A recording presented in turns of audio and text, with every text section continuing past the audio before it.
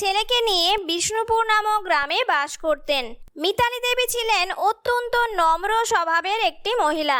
মিতালি দেবীর বড় মেয়ে ছিল পারুল। পারুলের বিয়ে 5 বছর আগে হয়ে গেছিল। আর ছোট মেয়ে ছিল পার্বতী। পার্বতীর বিয়েও 2 বছর হলো হয়ে গেছিল।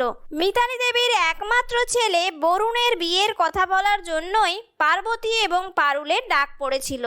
আমি তোদের ভাইয়ের বিয়ের জন্য তোদেরকে ডেকেছি। আমি শর্মিষ্ঠা নামের একটা মেয়েকে খুব পছন্দ করে এসেছি তোর ভাইয়ের বিয়ে দেব বলে। মেয়েটা খুবই সহজ সরল মেয়ে এবং খুবই শান্ত স্বভাবের, আর পড়াশুনোতেও খুব ভালো। অনেক দূর পড়াশুনোও করেছে, তাছাড়া দেখতেও খুব সুন্দরী। আমি মেয়েটিকে দেখে এসেছি। একদিন না হয় আমরা সবাই মিলে গিয়ে মেয়েটিকে আবার একবার দেখে পাকা কথা বলে আসবো। সেই জন্যই তোদেরকে শ্বশুরবাড়ি থেকে ডেকে পাঠিয়েছি। আরে মা, না না, ওসব পড়াশোনার কথা পরে বলবে। আগে বলো মেয়ে গৃহকর্মে নিপুণা কিনা, না হলে দেখবো ভাইয়ের বিয়ের পরেও এসে আমাদেরকেই সমস্ত কাজ করতে হচ্ছে। তুমি কিন্তু এটা ভালো করে খোঁজ খবর নিয়ে নেবে, মেয়ে যেন অলস প্রকৃতির একদম না হয়। কেননা এবারে আমরাও তো বাপের বাড়ি এসে কিছুদিন করে থাকবো, তাই তুমি এই খোঁজ খবরটা আগে নেবে, তারপর বিয়ের কথা এগোবে।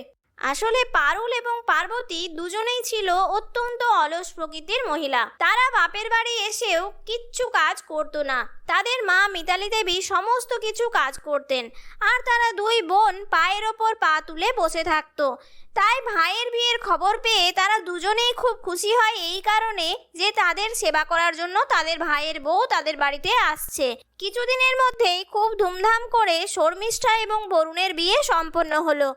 বিয়ের কিছুদিন পর শর্মিষ্ঠার 2 ননদ বাড়িতে এলো। কোথায় গেলে শর্মিষ্ঠা? দেখো তোমার 2 ননদ এসেছে তোমার সঙ্গে দেখা করতে। আসলে বিয়ে বাড়িতে তো তাড়াহুড়োর মধ্যে তোমার সঙ্গে সেরকম ভাবে আলাপই হয়নি, তাই একটু তোমার সঙ্গে পরিচয় করতে এলাম আর কি। আমি আর বোন কিন্তু কিছুদিন থাকবো তোমাদের এখানে। দেখো বাপু, তোমার আবার কোনো আপত্তি নেই তো? আরে দিদি, কি যে বলো না, এটা তো তোমাদেরই বাড়ি, তোমরা নিজের বাড়িতে আসবে, তাতে আমার পারমিশন নেওয়ার কি দরকার আছে? আর তাছাড়া মা আছেন, এরকম বলো না, আমি খুব লজ্জা পাচ্ছি। আমি 2 দিন হলো এই বাড়িতে এসেছি, তাই তোমরা যতদিন ইচ্ছে এই বাড়িতে থাকো। তোমরা বসো, আমি তোমাদের জন্য চা বানিয়ে নিয়ে আসছি। শুধু চা আমরা খাবো না, আমরা অনেক দূর থেকে এসেছি। তুমি বরং আমাদের জন্য গরম গরম সিঙ্গাড়া ভেজে নিয়ে এসো, আর তার সঙ্গে চা করে নিয়ে এসো। ঠিক আছে দিদি, আমি তোমাদের ভাইকে বলছি ভোলা কাকুর দোকান থেকে সিঙ্গাড়া নিয়ে আসবে গরম গরম, আর আমি তোমাদের সবার জন্য চা বানাচ্ছি। না না, একদম না। ভোলা কাকুর দোকানে সিঙ্গাড়া আমরা খাই না। ও প্রচন্ড বাজে তেলে সিঙ্গাড়া ভাজে। আমি ফ্রেশ বানানো তেলে সিঙ্গাড়া ভাজা খাই। তাই তুমি যাও, রান্নাঘরে যাও, ভেজে নিয়ে এসো সিঙ্গাড়া গরম গরম। আর শোনো, সিঙ্গাড়ার মধ্যে একটু মটরশুঁটি দেবে, আর ফুলকপি যদি থাকে তাহলেও দেবে। ওটা খেতে আমরা 2 বোন খুব ভালোবাসি। তুমি আর এখানে দাঁড়িয়ে থেকো না, চটপট যাও, সিঙ্গাড়া বানিয়ে নিয়ে জলদি এসো। আমাদের আবার প্রচন্ড খিদে পেয়েছে। তুমি ততক্ষণকে সিঙ্গাড়া ভাজো, আমরা মায়ের সঙ্গে দেখা করে আসি। মা তো আবার কালকে নাকি মাসির বাড়ি বেরিয়ে যাবে। শর্মিষ্ঠার আর কিছু করার ছিল না, তাই সে বাধ্য হয়ে রান্নাঘরে গেল এবং 2 ননদের জন্য গরম গরম সিঙ্গাড়া আর গরম গরম চা বানিয়ে নিয়ে এলো। দিদি, তোমাদের সিঙ্গাড়া রেডি হয়ে গেছে, নাও তোমরা গরম গরম সিঙ্গাড়া আর গরম গরম চা খেয়ে নাও। আর আমি বরং রাতের খাবারের ব্যবস্থা করি। আমি রুটিটা বানিয়ে নিচ্ছি, আর তোমাদের ভাইকে বলে কোনো একটা রেস্টুরেন্ট থেকে পনির আর চিকেনের আইটেম একটা নিয়ে আসতে বলি। দিদি তো আবার রাতে রুটি খায় না, তুমি জানো না? আমি রাতে রুটি খাই, আর আমি রাতে রুটির সঙ্গে পনির খাবো, কিন্তু সেটা দোকানের নয়, বাড়িতে বানানো। আসলে আমি বেশি তেল মশলাদার খাবার একদম খেতে পারি না, আর দোকানের পনিরের গ্রেভিটা একদম ভালো লাগে না। তুমি বরং একটু হোয়াইট গ্রেভি পনির বানাও আমার জন্য। আর শোনো, দিদির জন্য কিন্তু ভাত করো। ভাতের সঙ্গে ডাল করবে, বেগুন ভাজবে, আর চিকেনের একদম পাতলা করে ঝোল করবে। কেননা দিদি আজকে অনেক দূর থেকে জার্নি করে এসেছে, দিদির শরীরটা এমনিতেই ভালো নেই। এই বলে শর্মিষ্ঠা রান্নাঘরে চলে গেল এবং রান্নাঘরে গিয়ে শর্মিষ্ঠা ভাবতে লাগলো, বাবারে বাবা, এরা তো 2 বোন মিলে এক বেলাতেই আমার যে অবস্থা করে দিয়েছে, না জানি 5-10 দিন থেকে গেলে আমার কি অবস্থা হবে। এরা তো দোকানের কোনো খাবারই খেতে চাইছে না, তাহলে আমার একটু সুবিধে হতো। কোথায় এখন নতুন বিয়ে হয়েছে, বরের সঙ্গে একটু টাইম স্পেন্ড করব, তা না, এই ননদিনীদেরকে নিয়ে পড়ে থাকতে হবে। এখন যাই, খাবার বানিয়ে ফেলি, নইলে তো আবার 9টা বাজতে দেবে না, খাবারের জন্য চিৎকার করতে থাকবে। আমার হয়েছে যত জ্বালা। শর্মিষ্ঠা তারপর একা হাতে সবার জন্য রাতের খাবার বানালো এবং সবাই মন ভরে খাবার খেলো। সকলকে খাইয়ে সে যখন নিজের রুমে একটু রেস্ট করতে যাবে, তখন তার বড় ননদ বলল, শর্মিষ্ঠা, আমাদের রুমে জল আর গরম দুধ দিয়ে দিও। আমরা আবার 2 বোন রাতে গরম দুধ না খেলে ঘুমোতে পারি না। আর শোনো, জলটা রাখবে মাথার কাছে। এরকম ভাবে পারুল এবং পার্বতী দুজনে মিলে শর্মিষ্ঠাকে দিয়ে সমস্ত কাজ করিয়ে নিত আর নিজেরা পায়ের ওপরে পা তুলে বসে থাকতো। একদিন শর্মিষ্ঠা বরুণকে বলল, শোনো, তোমার দুই দিদি তো অনেক দিন হলো এসেছে, ওরা কি বাড়ি যাবে না? সারাদিন ধরে এত পরিশ্রম আমি আর করতে পারছি না। আর তাছাড়া মিনতিদি তো আমাকে শুধুমাত্র বাসন ধুয়ে আর ঘর পরিষ্কার করে দিয়ে হেল্প করে, রান্না বান্নার পুরো কাজটাই আমাকে করতে হয়।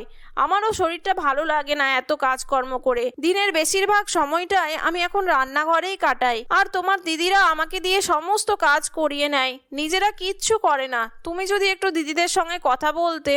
দেখো শর্মিষ্ঠা, দিদিরা তো আর সব সময় আসে না, আর এখন যদি আমি ওদেরকে কিছু কথা বলতে চাই তাহলে ব্যাপারটা খুবই বাজে দেখায়। তার থেকে বরং তুমি আর কিছুদিন না হয় কাজ করেই দাও, ঠিক আছে? আমি মিনতিদিকে বলে দেবো তোমার যেন একটু রান্নায় সাহায্য করে দেয়। আর তাছাড়া মা বাড়িতে নেই, দিদিরা আসার পরের দিনই মা চলে গেছে মাসির বাড়ি, তাই এখন আমি দিদিদের সঙ্গে কোনো কথা বলতে পারবো না। ব্যাপারটা খুবই খারাপ দেখাবে, তুমি একটু ম্যানেজ করে নাও প্লিজ। শর্মিষ্ঠা, আজ আমার ছোটবেলার দুই বান্ধবী আসবে লাঞ্চে, তাই ওদের জন্য একটু ভালো কিছু রান্না বান্না করো। আমি তোমাকে মেনুগুলো না হয় বলে দিচ্ছি, আর রান্নাটা তুমি এমনিতে খুব ভালো করো, তাই আমার আর কোনো চিন্তা নেই। না হলে আমি ভেবেছিলাম বাইরে থেকে খাবার আনিয়ে নেব, কিন্তু তুমি যখন এত ভালোই রান্না করো তাহলে আবার বাইরে থেকে কেন খাবার আনাতে যাব? তুমি দুপুরবেলায় মাটন কষা, চিকেন রেজালা, জিরা রাইস, পনির পাসিন্দা, আমের চাটনি আর একটু রসমালাই বানিও, আর একটু পোলাও বানিয়ে দিও, কেননা মাটন কষার সঙ্গে বাসন্তী পোলাওটা আবার খুব ভালো লাগে। আমার বন্ধুরা খেতেও খুব ভালোবাসে। আমি তো এদিকে ব্যস্ত থাকবো, তাই তোমাকে আর হেল্প করতে পারবো না। আর তাছাড়া এইটুকু তো রান্না এক্ষুনি হয়ে যাবে। শর্মিষ্ঠা গেল খুব রেগে, কিন্তু সে কাউকে কিছুই বলতে পারলো না। যেহেতু বরুণ তাকে কিছু বলতে বারণ করেছে, তাই সে কারোর সঙ্গে কোনো কথাই গেল না। সে অতিথিদের জন্য পনির পাসিন্দা, চিকেন রেসালা, মাটন কষা, জিরা রাইস, বাসন্তী পোলাও আর রসমালাই সব বানালো এবং খাবার টেবিলে সার্ভ করে দিল। তারপর সে রাগের চোটে ব্যাগ নিয়ে কাউকে কিছু না জানিয়ে বাপের বাড়ির উদ্দেশ্যে রওনা দিল। এমনকি সে বরুণকেও জানায়নি যে সে বাপের বাড়ি যাচ্ছে। শর্মিষ্ঠাকে বাড়িতে দেখতে না পেয়ে বরুণ এবং বরুণের দিদিরা খুব চিন্তায় পড়ল। তারপর শর্মিষ্ঠার মাকে ফোন করে বরুণ সমস্ত ব্যাপারটা জানতে পারলো যে শর্মিষ্ঠা এক প্রকারের রাগ করেই বাড়ি থেকে চলে এসেছে কাউকে কিছু না বলে, কেননা তার শরীর কদিন ধরেই খুবই খারাপ হয়ে গিয়েছিল। ইতিমধ্যে বরুণের মা বাড়ি ফিরল। বৌমা, ও বৌমা, কোথায় গেলে? তাড়াতাড়ি এসো, দেখো আমি তোমার জন্য কি নিয়ে এসেছি। কোথায় গেল সব? কাউকে দেখতে পাচ্ছি না। নিশ্চয়ই দুই ননদ আর বৌদি মিলে খুব গল্প করছে। তাছাড়া আমার মেয়েরা যখন ছিল তখন নিশ্চয়ই আমার বৌমার অত কষ্ট হয়নি। সমস্ত কিছু নিশ্চয়ই তিনজনে মিলেই করেছে। সেই জন্যই তো আমি কদিন বোনের বাড়ি থেকে ঘুরে এলাম, যে আমার মেয়েরা এসেছে, আমার বৌমার এত খাটনি হবে না।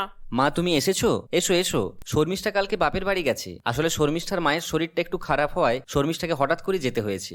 তুমি বসো, আমি তোমার জন্য জল নিয়ে আসছি। কিন্তু বৌমার সঙ্গে তো আমার প্রতিদিনই ফোনে কথা হতো। কই, বৌমা তো কিছু বলেনি যে তার মায়ের এত শরীর খারাপ।